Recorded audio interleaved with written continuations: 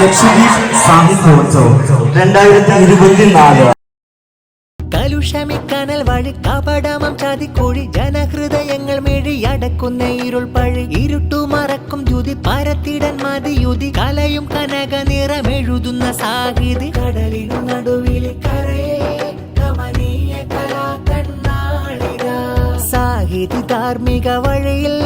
പൊളിവേറ്റിയ നന്മതൻ ശീലിത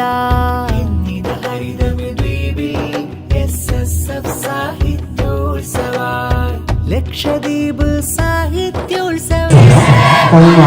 സാഹിത്യോത്സവ് വരവായി ശീലുതിരും താളം ചാലൊഴുകും ഹാരം ധാർമ്മിക വിചാരം